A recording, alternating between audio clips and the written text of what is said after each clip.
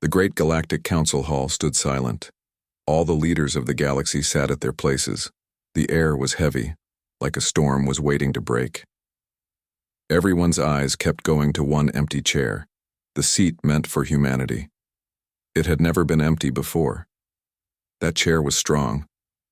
It was made of earth metals, dark and solid. For years the humans sat there with pride.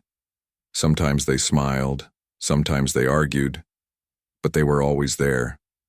Until today. Now the chair sat cold and alone. Whispers filled the room. "Did they really leave?" a thin, yellow-skinned alien asked. "I heard they shut down their embassies," someone else whispered. "They pulled all their ships back. Not even their patrols are flying anymore. They didn't even say goodbye." No one had answers. Only silence. Only fear. The High Speaker of the Council, a tall and soft-looking creature with glowing eyes, stood up slowly. His voice shook a little. "Let us begin today's meeting," he said, but no one moved. No one spoke. All eyes stayed on the human chair. A small creature from the Ilari race finally said, "We should talk about it. We can't act like nothing happened." The High Speaker sighed. "Very well. Let us discuss the departure of the Human Union." A large, blue-scaled warrior from the Krell Empire slammed his fist on the table. "Let them go. They were always too proud, always asking too many questions, always complaining." A few others nodded, but most looked unsure. A quiet voice spoke from the corner. It was Admiral Shiros, a thin, pale being with wires running down her face. She had served beside humans in past wars. "You do not understand," she said. "This is not something to ignore. When humans go quiet, that is when you should be afraid." The room froze. "What do you mean?" someone asked. "I've seen it," Admiral Shiros said. "In the last war against the Void Dwellers, the humans lost an entire fleet. They didn't shout. They didn't cry. They simply vanished for 2 months. When they returned, they brought something new. Ships the size of cities. Weapons we didn't even understand. The war ended in 1 week after that." The council members looked at each other. Another voice joined in. "This isn't just about ships," said Elder Varan from the Mindari worlds. "Humans controlled most of our AI repair systems. They helped build our defense satellites. They ran transport hubs between sectors. If they're gone, we are blind." "But why would they leave?" asked a young diplomat. Everyone fell quiet again. Then a screen flickered to life in the center of the hall. A message had arrived. No sound, just text. Simple, cold text. "Humanity has withdrawn from all council duties. We will not return. Do not contact us. Do not follow us." There was no signature, no symbol, just that message. Some laughed nervously. "Maybe it's a joke," said one. But Admiral Shiros shook her head. "No, this is their final warning." The High Speaker leaned back in his seat. "We must not overreact. We are the Council. We still control the major systems. The humans can't just leave and expect to survive alone." But in the back of the room, someone whispered, "What if they don't want to survive? What if they want to win?" Those words stayed in the air, cold and sharp like ice. Suddenly, the lights dimmed for a second. A technical glitch. Or maybe something more. No one was sure. Everyone turned to look at the human chair again. Still empty. That night, across the galaxy, strange things began to happen. In Sector 7, a major trade station reported all human-made tech had gone offline. Emergency lights only. Engineers could not fix it. On the outer edge of Krell space, a patrol ship tried to scan an old human relay beacon. The beacon sent back one word, warning. Then it shut off. On a peaceful colony world, a child pointed at the sky. "Mom, look, a black star." But when others looked, there was nothing there. Council members received reports, all strange. Systems not responding, ships disappearing.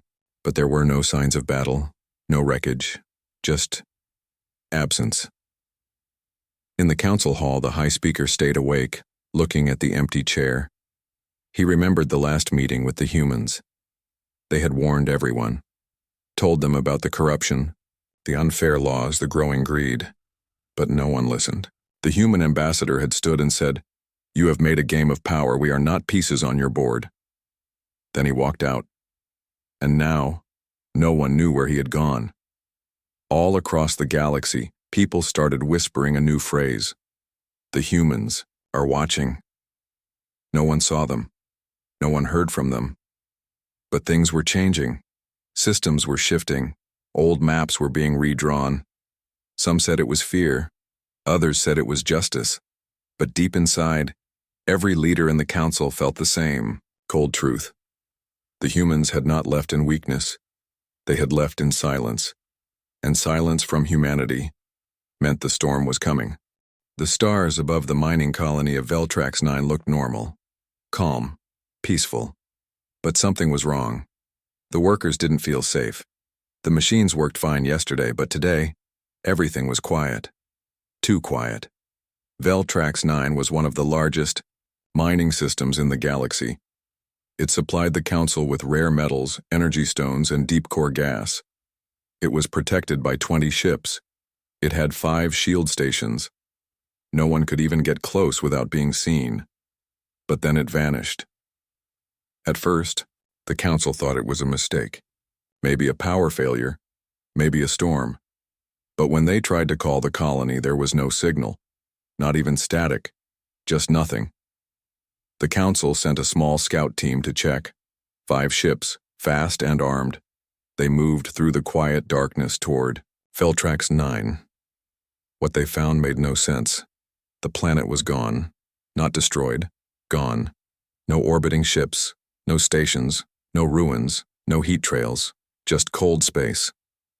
One pilot whispered, "It's like it was never there." The lead scout captain sent a message back to the council. "Veltrax 9 has disappeared. I don't know how to explain it." The high speaker read the report with shaking hands. "That's impossible," he said. "You can't erase a planet." But the data was real. The council called an emergency meeting. Every species showed up. The humans were still missing. Their chair still empty. And now, their silence felt even heavier. Admiral Shiro stood again. "This is what I warned you about. We don't understand human technology anymore. We don't know what they've built in the dark." "The Krell empires," leader growled. "This was no human weapon, they're bluffing." But then, another report arrived. A beacon was found near the Veltrax 9 system, just floating, dead, silent, but still giving off a small pulse. It had no weapons, just a message inside. The message said, "We warned you. Leave us alone." The OWAM signal came from old Earth tech, but it had been changed, upgraded. No one could figure out how it was made. Even the oldest council engineers had no idea. The high speaker stood in the council hall. "This is madness. We must try to talk to them, send a peace message." But Earth didn't answer. Every human channel was dead. Every human base was offline. Even Earth itself blocked communication. It was like humanity had turned off its light and locked the door. Then, a rumor began to spread. A Krell cargo ship said they saw something in deep space. Something big. A shadow moving between the stars. A shape too large to be a ship, but not a planet either. It had no engine trail, no radio signal, no heat. It just watched. More and more reports like that came in. In Sector 3, a trade station picked up a flash on their sensors. 1 second it was clear. The next, a massive object blocked the stars. When they looked again, it was gone. On the edges of the Zareth Empire, a fleet of 10 warships disappeared while patrolling near the old human zones. Not one wreck was found. Not one distress call was sent. The galaxy started to panic. The council tried to stay calm. Maybe it's another enemy. Pirates, the darkness swarm returning. But Admiral Shiro said something that chilled the room. "No. This is human silence. I've seen it before. The last time she saw that kind of silence was during the Great Void War." When humans went silent back then, they came back with weapons that could fold space and burn stars. Now, they had been silent for far longer. The Council ordered all member species to stay away from human territory, but not everyone listened. One curious ambassador from the Delari Union sent a probe into old human space. The probe never returned. Instead, a package was sent to the Delari government. Inside the package was a perfect copy of the probe, reconstructed, improved, and shut down. It had a note burned into the metal. Do not come again. No signature, no message. Just that. Now, the Delari Union stayed silent too. Across the galaxy, small colonies began pulling out of Council space. They closed trade. They stopped talks. Some said, "We want no part in what's coming." Others started whispering in fear. "The humans are building something." No, they've already built it. What if Veltrax 9 wasn't destroyed? What if it was taken? One theory spread fast. Humanity had created a ship or weapon so powerful it could remove entire worlds without leaving a trace. Some laughed. Others locked their doors. The high speaker stood once more. "We must stay united. Humanity has made a choice. We can still fix this." But inside he was not sure, because he remembered the look in the human ambassador's eyes the last time they met. The calm voice, the quiet anger, the final words. "We don't need the Council needs us." And now, the Council was starting to understand. They had lost their engineers, their traders, their defense partners. And now, they were losing their peace. The galaxy had always feared monsters from the void, chaos storms, or ancient machines. But no one had feared humanity. Not until now. And as the stars above grew colder and more quiet each day, one truth became clear to every living being. Humanity didn't leave because it was weak. It left because it was ready. And whatever it was ready for was already coming. The Council tried to hide their fear, but cracks were showing. Meetings were shorter. Security was tighter. Fewer ships patrolled the outer systems. Some Council members started building bunkers under their capital cities. No one said it out loud. But everyone was thinking the same thing. Humanity had become a ghost in the dark. And ghosts were always watching. Deep inside Council space, on the moon city of Arasis Prime, a secret meeting was held. Only the highest-ranking leaders were invited. No recordings, no translators, no AI. Just real voices behind closed doors. The Virex Chancellor, tall and cold, slammed his hand on the table. "We should strike now. Whatever they are building, we must destroy it before it's too late." The Marnak priest shook his long head. "Strike where? We don't even know where they are anymore." The Krell warlord growled. "We know their old space, let's burn it. Glass the planets. Show them we're not afraid." Admiral Shiros stood up slowly. Her voice was low. "If you attack, they will answer, and we won't survive." Silence filled the room. Someone finally asked, "Then what do we do?" She replied, "We wait, we prepare. We don't poke the sleeping giant." But it was too late. On the outer edge of the Arothi sector, a mining colony called Vexa 4 ignored the Council's warning. They were greedy. They thought the humans had truly left. They believed old Earth space was open for the taking. They were wrong. Vexa 4 sent a fleet of 10 heavy miners and 3 defense ships into human-claimed territory. They vanished within 6 hours. No distress call, no black box, no wreckage. But the strangest thing wasn't the silence. It was what they left behind. A single transmission arrived at the Council headquarters exactly 8 hours after the Vexa 4 fleet entered human space. It showed a black screen, then a slow fade to a set of words written in glowing white letters. "This is your second warning. There will not be a third." It was signed with something strange. Not a name, not a face, but a symbol.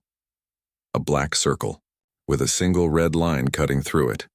The Council's translation systems couldn't understand it. Their historians searched for the symbol but found nothing. Yet every Council member who saw it felt the same chill in their bones. It felt like a mark of judgment, like a seal placed by something powerful and final.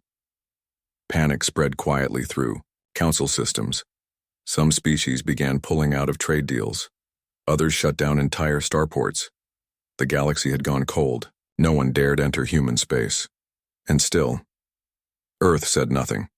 No calls, no threats, no speeches. Just silence. The silence itself became the loudest sound in the galaxy. Whispers started in the shadow markets. One trader claimed he saw a ship larger than a moon drifting just outside council scanners. Another said their station picked up a strange code, a frequency so high it couldn't be heard by most species. Only humans could hear it, and the code wasn't just random, it was music, old Earth music. Classical, a sad, quiet song with no words. When the council's analysts played it back, one Zarthi diplomat cried for hours without knowing why. Something was coming. But still, no one knew what. Back in the council hall, the high speaker stood at the great window, watching stars flicker in the dark. He didn't speak for a long time. Then he turned to Admiral Shiros. "Tell me the truth," he said. "What are we facing?" She looked tired, older, but her voice was steady. "We're facing a species that waited, that watched, that studied us while we laughed at them, that listened while we talked over them." She stepped closer. "And now they've walked away from the table. They've taken their toys, their science, their soldiers, and left us alone in the dark." The high speaker swallowed. "Can we survive this?" Admiral Shiros didn't answer right away. She looked out the window. Then she said, "It depends." "On what?" "On whether they still care what happens to us." For a moment, everything was still. Then an alert rang through the chamber. Signal. Not from Earth, from the deep void between galaxies. An old relay satellite, thought to be destroyed long ago, suddenly came alive. It broadcasted one short video before it self-destructed. The footage was short. A planet, not destroyed, but missing. In its place, a massive object floated in space. Black, shining, silent. It looked like a station, but it was far too big. No engines, no lights, no doors, just a perfect black ring with stars passing through its hollow center. Then, at the end of the video, a single sentence appeared. Phase 1 complete. Then the signal ended. The relay exploded. The council stared at the data. No one moved. No one breathed. Something was being built. Or maybe something had already been finished. But one thing was certain. Humanity had not disappeared. They had gone dark. And they were doing something out there in the dark that no one understood. Now the galaxy waited for the humans to speak again, waited to see if the next word they spoke would be a greeting or a weapon. Ships were vanishing, not in battles, not in explosions. They were simply gone. First, a scout near the edge of the Verdun expanse, then a science ship near the ancient Terran ruins on Theta 9. A week later, an entire cargo fleet carrying council supplies to neutral systems disappeared without a trace. No wreckage, no distress signals, just silence. Fear was spreading faster than the news. The council held emergency meetings every day, but no one had answers. Intelligence agencies gave long reports full of words but no meaning. The truth was simple. No one knew what was happening and no one could stop it.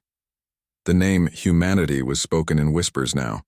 Some said humans had built something that could bend space itself. Others claimed they had awakened an ancient weapon hidden in the void. One thing was clear. Whatever was happening, it wasn't a message. It was a demonstration, and it was working. In the capital world of the council, people began evacuating. Quietly at first. The rich left in luxury liners. Then the diplomats, claiming sudden health concerns. By the time week 4 began, the skies were full of ships fleeing the core. Even the council guards began to desert their posts. But Earth said nothing. They sent no ships. No warnings. No threats. Not even a whisper. Then something unexpected happened. Signal. But it didn't come from human space. It came from a small moon base in the outer rim, one forgotten by most. The moon was cold, with no real value. But now it showed movement. Satellites activated, scanners turned on. A soft pulse spread across space, slow, rhythmic, like a heartbeat. At first the council ignored it, but the signal kept repeating. Not loud, not fast, just steady. It felt human. A small scout ship was sent to investigate. It never came back. Instead, a message arrived. Plain, cold. We said no third warning. This time there was no signature, no symbol, just the words. The council fell into panic. The high speaker ordered all borders to be locked down. Civilian travel was banned. Trade routes were closed. The stars were becoming silent one by one. Then, in the farthest part of the galaxy, something lit up the dark, a flare of energy, bright enough to blind sensors for 30 systems. When the IDR data-cleared telescopes captured a shape, it was not a planet. It was not a station. It was something new, a ring of ships, hundreds of them, all facing inward, as if protecting something in the center. But in that center, there was nothing. Just a hole, a perfect black sphere floating in space. Not even light escaped it. Some believed it was a weapon. Others thought it was a gate. The council didn't know what to believe. Then, one of the ships in the ring turned. It didn't move. It didn't fire. It simply turned, slowly, silently, until it faced the direction of the council homeworld. Sensors picked up the movement. And soon, so did fear. All across the galaxy, people started to pray. Not to their gods, but to Earth. Please stop, please forgive us, please. Don't come back angry. But Earth remained silent. That night, in a dark room deep inside the council building, a recording was played. It had been found hidden in an old Terran archive. A file missed during the purge, stored in an ancient human data crystal. The audio was simple, a human voice, calm, soft. "This is why we left," the voice said. "Not because we were weak, not because we were afraid. We left because we saw what you truly are." The voice paused. "We offered peace. You took it as weakness." Another pause. "We offered science. You stole it." Long silence. "We offered friendship, and you spat in our faces." Then the final words came, quiet and sharp. "So now we take back the silence. You will speak to empty stars. You will shout, and hear only your own voice." The message ended. No one spoke in the council room for a long time, because outside in the cold black between stars, the silence was growing, and somewhere deep beyond known space something was watching, waiting, not for war, not for peace, but for the right moment to decide if the galaxy was worth saving, or if it should be left to rot in the dark. The galaxy was holding its breath. No new ships had vanished in the last 3 days. No new messages had come from the void, but this silence felt heavier than the last. It was not the silence of peace. It was the silence before something big. Council scientists worked day and night, trying to scan the black sphere in the far sector, the thing surrounded by hundreds of silent human ships. They called it the core. No one knew what it did. No one could measure its size. It didn't reflect light. It didn't emit heat. It just existed. Some believed it was a weapon that could erase entire systems. Others thought it was alive. But the worst part was this. Every hour, more human ships arrived around the core, and every single one of them faced the council's direction.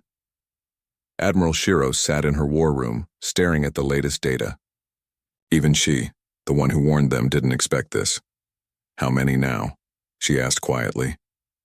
427 ships confirmed, her officer replied. No signals, no changes, just waiting. She nodded slowly. "They're not hiding anymore." She turned to the communications officer. "Any word from Earth?" The officer shook his head. "Nothing. No radio, no laser, no wave. Admiral Shiros leaned back in her chair and closed her eyes. Then we are no longer dealing with diplomacy. We're watching a decision. The High Speaker called her that night. Do we attack? He asked, his voice shaking. Can we stop it before it begins? Shiros didn't answer right away. Then she said, if you throw a rock at a mountain, it doesn't move. But the mountain remembers who threw it. He swallowed. So we wait? We prepare, she said. The very next morning, a council patrol ship went off course and crossed into the silent zone around the core. It didn't fire, it didn't scan, but it got too close, and it vanished. 1 second it was there, flying quietly. Next it was just gone, like it had been erased from existence. The council screamed in outrage. Some demanded war, others demanded surrender.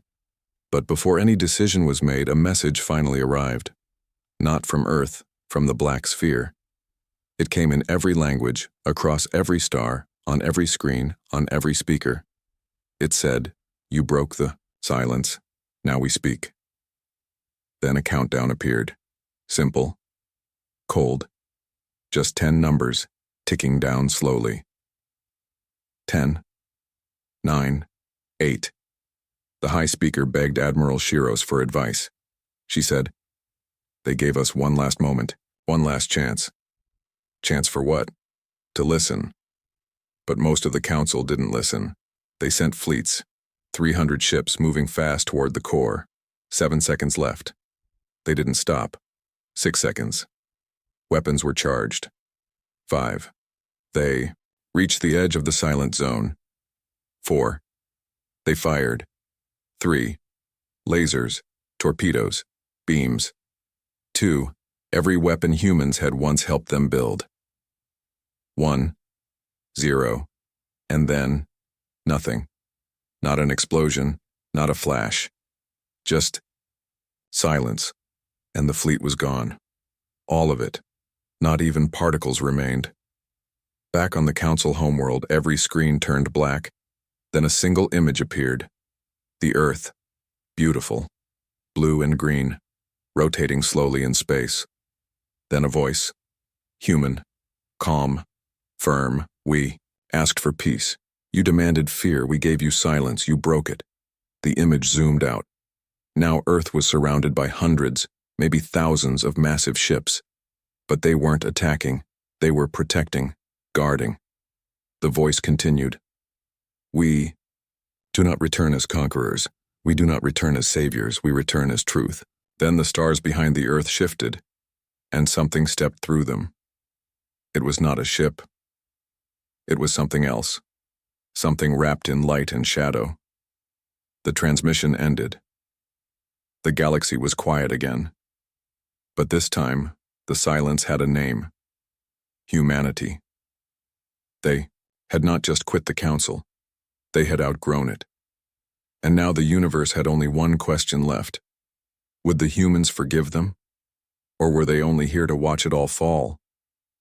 They called it the return. For 1,000 years, the council ruled the galaxy with laws, rules, and lies. They believed the humans had disappeared, vanished into the quiet dark, a problem solved. But now, the lie was broken. Earth was back. But not as they remembered it. The humans had changed. No longer were they the curious explorers, the friendly traders, or the quiet thinkers. Now they were something else, silent, powerful, and watching. Across 100 systems, the same message appeared again. You watched us walk away, but never asked why. On every screen, the image of Earth shined bright. But no voice followed. No threats, no armies, no demands. Just silence. But the silence spoke louder than any war. In the far systems, the outer planets of the Council began to turn. Not in rebellion, but in fear. Some tried to cut contact with the Council. Others began flying human banners, old ones, long band. Some even broadcasted messages into space. We welcome you, Earth. We remember. The Council panicked. The High Speaker ordered martial law. He said the humans were terrorists, ghosts, monsters hiding in shadows. He said they were trying to break the galaxy apart, but even his words sounded weak now. Everyone had seen the ships. Everyone saw what happened to the fleet. Everyone heard the countdown. And then came the visitors. Not humans, not machines. Something else.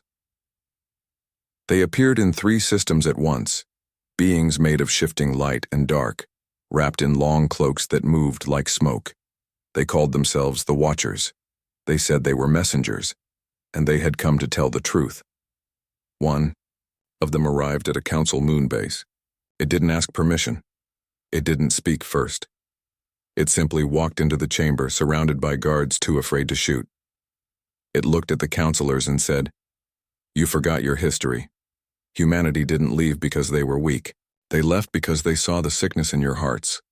Humans offered peace, you took power. They offered unity, you chose fear. They could have destroyed you, but they walked away." The Watcher's voice was soft, but every word struck like thunder. "They gave you space to grow, you filled it with war."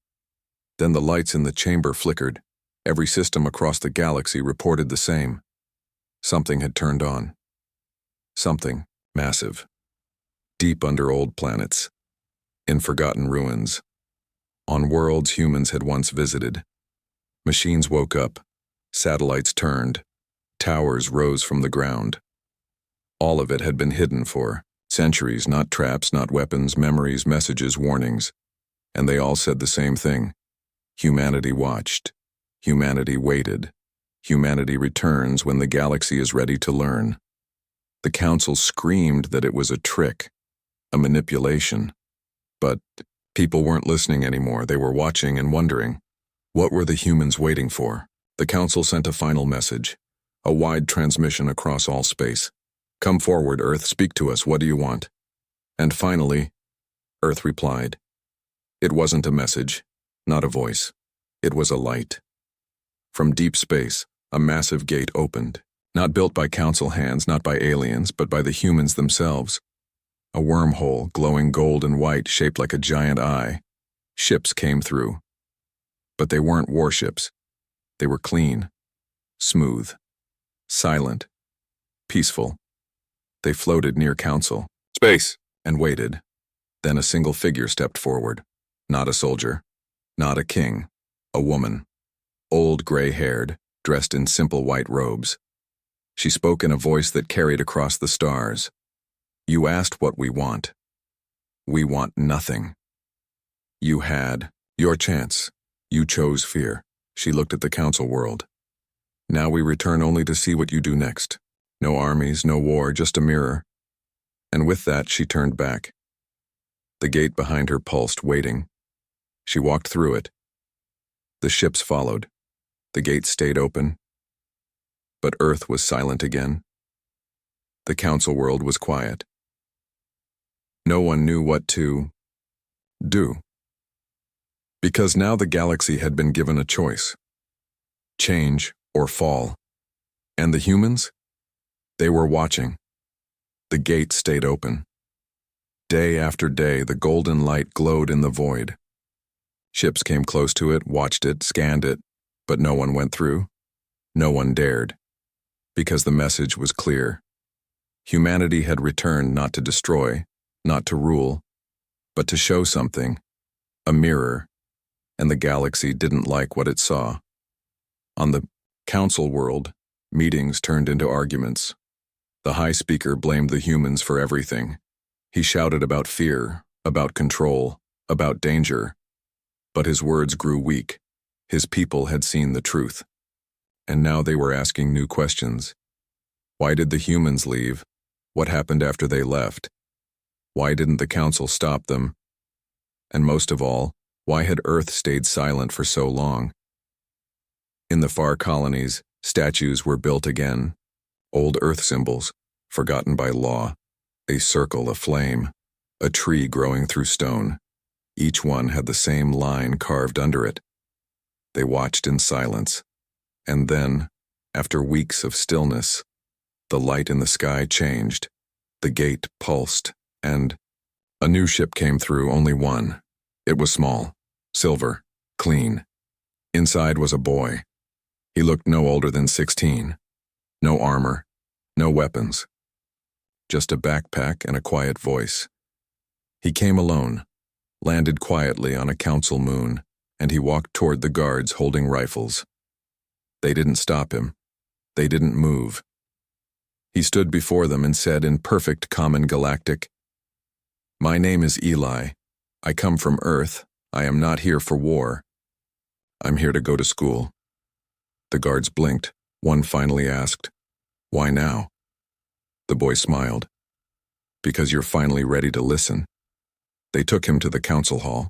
Some shouted, some protested, but Eli didn't argue. He just sat and waited, and when they asked him why Earth had returned, he answered simply, "Because peace is a choice, not a gift, and someone had to make the first step." One counselor stood and shouted, "What if we say no?"